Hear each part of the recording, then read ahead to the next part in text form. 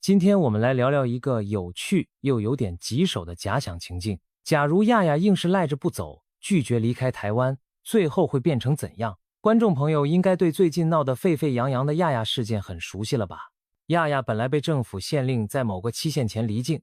但他强调自己没错，声称不会主动走。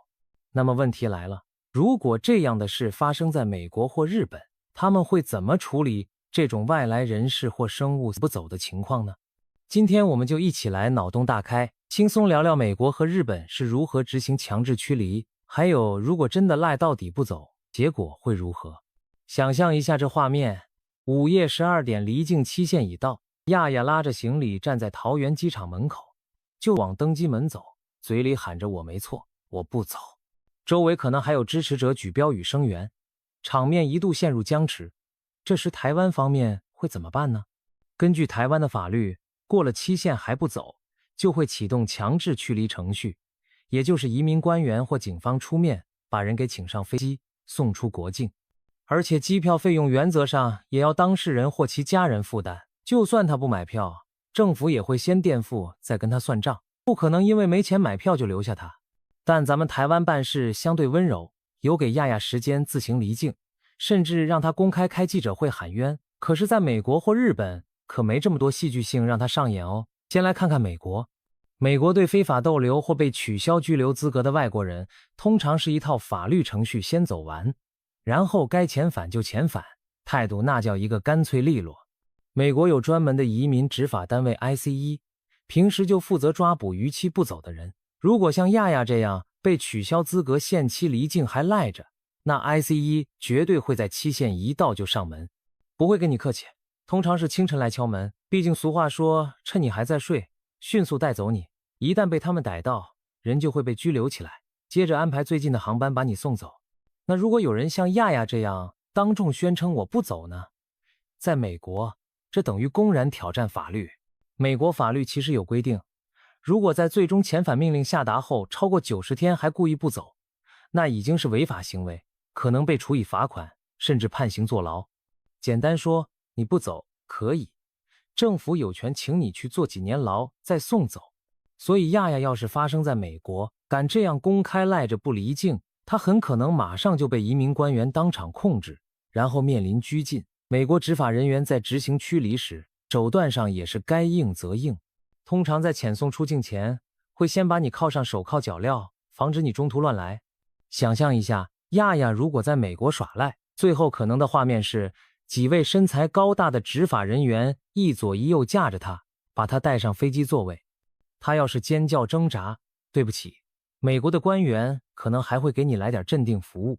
过去就有案例，一些被遣返的人在飞机上闹事，美国曾经偷偷给他们打镇定剂让他们安静，虽然引发争议，但也反映出如果你强烈抗拒，美国会不惜采取手段确保航班顺利起飞，甚至有些时候美国干脆动用专机或军机来遣送大批不愿离境的人。例如前几年美国从边境驱逐一大群无证移民时，就派了专机一车车押上飞机走人。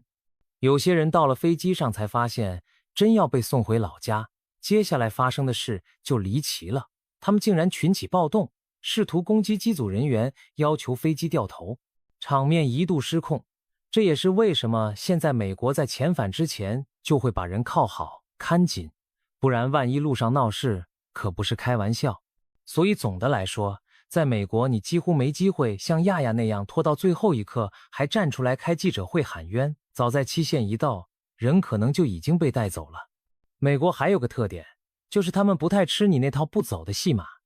有人可能会想，我躲起来不露面总行了吧？确实，有些被下令驱离的人会躲到所谓的庇护所，比如教堂，因为以前 ICE 对宗教场所执法比较保守，不愿硬闯教堂抓人，于是曾有几起案例，非法移民干脆住在教堂里好几年不出门，想跟政府耗下去，等政策改变。有的教会还公开收留他们当对抗 ICE 的象征。但是这日子可不好受，相当于自我囚禁，一步都不能踏出教堂门，否则外头虎视眈眈的探员立刻把人带走。而且最近几年，美国政府也开始收紧这类庇护空间的限制，传出执法人员甚至会在教堂外守株待兔。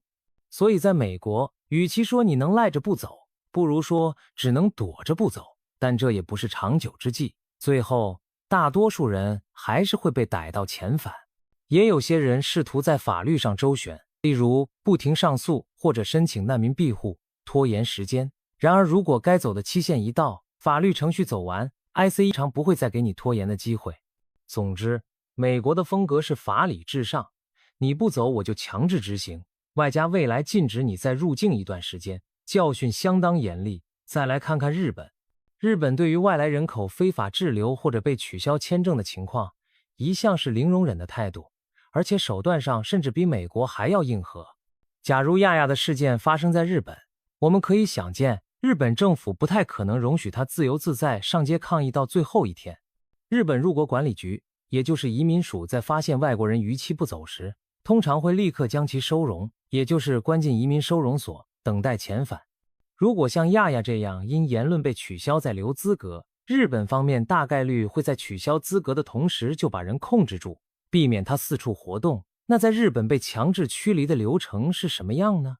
日本法律规定，一旦收到出境命令，外国人必须在一定期限内离境，超过期限不走的，移民官员和警方有权逮捕拘留。日本其实经常进行突击检查，把那些长期非法滞留者一网打尽关起来。被收容的人若拒绝配合，可能在收容所一关就是好几个月，甚至更久，直到他们妥协愿意配合遣返为止。曾经有外国人在日本收容所为了抗议驱逐，选择绝食抗争，结果闹到身体垮掉，还是没能留在日本，反而搭上性命，让人唏嘘。还有的在被强押送上飞机时剧烈反抗，日本执法人员可不会手下留情，会多人一起上阵制服压制。大约10多年前，就发生过一名外籍男子在成田机场被遣返时，因强烈抵抗，最后在拉扯中意外窒息死亡的案例。这起事件震惊了日本社会，迫使移民当局检讨执法方式，但也说明，在日本要是你硬是不走，最坏的情况可能闹出人命，真的一点都不浪漫。日本执行强制送返的时候，非常强调秩序和迅速。日剧常演那种场景，几个穿着制服的入管职员鞠躬礼貌地请你配合一下，但下一秒就把你团团围住带走。可以脑补一下，如果亚亚在日本期限一到还赖着不走，可能连午夜都等不到，前一天或当天白天，他就会被请去入管局谈话。谈着谈着，人就被留置了，手机没收，行李打包，直接送往机场候机。日本官员办事可是雷厉风行的，买机票，联络航空公司安排遣返人员护送，一条龙服务非常到位。万一被遣返者在机场还不肯登机怎么办？日本方面通常会有备案，比如多派几位人员把你抬上去。据传有些不配合的人会被捆在轮椅上推上飞机，画面虽然滑稽，但背后是认真的执法。航空公司一般也会配合日本政府的要求，毕竟谁也不想在机舱里发生混乱。如果当事人又哭又闹，严重影响航班，日本甚至可以派专人全程押送，确保人一定飞离日本领空。如果连飞机机长都因为乘客抗拒而拒载，日本还可能改用政府包机把人送走，绝不让你留下来。总之，赖在日本不走，下场就是被请走，过程可能一点都不客气。值得一提的是，日本社会对于这类强制驱离其实少有异议，多数日本民众认为法律就是法律，逾期不走本来就不对，被强制遣返也没什么好同情的。只有一些人权团体偶尔关注收容所的待遇问题，比如前面提到，曾有位斯里兰卡女性在收容期间因病没获得及时治疗而不幸去世，这才引发舆论哗然，促使政府检讨。日本政府也曾打算修改法律，对于多次拒绝离境的人缩减保护，例如限制难民申请次数，以防有人借此拖延。可以说，日本在制度上是越来越强硬，目的就是要堵住那些赖着不走的可能性。讲完人，我们也来聊聊动物或其他外来生物，要是赖着不走会怎样？毕竟美国和日本对外来物种入侵也是很头痛的，人多少还讲点人权，但是对动物和其他物种可就没有什么客气可言了。举个例子，美国佛罗里达州的沼泽里原本不该有大型蟒蛇，可是因为一些人乱放生，导致缅甸蟒这种外来大蛇大举繁殖，霸占了当地生态，赶都赶不走。这些外来户又不可能自己买机票回老家，美国人怎么办呢？只能下重手派人抓。一年一度的捕蟒大赛应运而生，政府号召猎手们去沼泽里大捕特捕，看谁抓得多。短短几年内，已经清除了上万条巨蟒。对美国来说，这就是对付外来生物赖着不走的办法，直接猎捕、移除，必要时人道毁灭，不给你留后患。再说日本，日本也有个经典案例，浣熊大军入侵记。上世纪70年代，日本流行过一部可爱的卡通动画《小浣熊拉斯卡尔》，结果全国兴起养浣熊当宠物的风潮。从北美进口的浣熊数量一度暴增，不负责任的饲主又常常养腻了，就把浣熊给放生。你猜怎么着？几十年下来，这些外来的浣熊在日本野外安居乐业，疯狂繁殖，数量多到成灾。它们入侵神社屋顶，偷吃农作物，甚至威胁本土生态。日本政府后来在2005年紧急制定外来生物法，把浣熊列为有害外来物种，严禁饲养和繁殖，同时各地展开大规模捕捉行动。如今在东京等地，每年捕获的野生浣熊数量节节上升，可见政府是下了决心，要把这群不速之客给清理干净。其他国家对违规闯入的动物也是毫不留情，例如澳洲曾扬言要对一位好莱坞巨星偷带入境又未检疫的2只宠物狗执行安乐死，吓得那位明星赶紧包机把爱犬送出澳洲。可见触犯规定，动物也没有特权。对浣熊们来说，这就是赖着不走的后果，没有温情劝说，只有捕兽笼伺候，要么被送进动物园，要么就被人道处理。由此可见，不管人在异乡还是动物在异地，只要身份是外来的，又不受欢迎，那执法单位的态度都是相当直接，该赶走就赶走，绝不手软。说到这里，我们大概可以想象，如果亚亚的事件发生在美国或日本，最后的结局会是什么样了。简而言之，不管他多不情愿，结局都是得离开，只是方式温和与否的差别。在美国，亚亚可能连拖到期限最后一刻的机会都没有，早早就被抓进拘留所，然后戴着手铐送上飞机，铁腕驱逐出境，搞不好还背上一条拒不离境的罪名，被禁止再入境美国多年。在日本呢，亚亚80%会被直接拘押，甚至可能在要求他离境的同时，就限制了他的人身自由，接着很快被遣送回国，全程高效率零回旋空间。他要是像在台湾这样上街拉家人抗议，在日本恐怕行不通，还没走到内政部就被带走了。无论美日，没有人会让他公开集会抗议到最后时刻。那样的戏码大概只有在台湾这种重视言论自由的地方才看得到吧。由此也引申出一个有意思的比较，台湾、美国、日本在处理这类事件上的价值观差异。台湾毕竟民主社会，连一个涉及敏感言论的陆配不愿离境，都允许他开记者会表达意见，还有民间团体声援，政府则强调温柔坚定执法，既给予人道考量，又维护法律尊严。美国则崇尚法律至上和国家安全，只要程序正义走完，接下来就是强力执法，不太会留情面，因为在他们看来，制度的权威高于个人感受。而日本社会讲求秩序，你违反规定就必须服从后果。日本政府在这方面甚至有点父爱主义，觉得我给你规则你不守，那就别怪我强硬处理，个人诉求很难凌驾法律。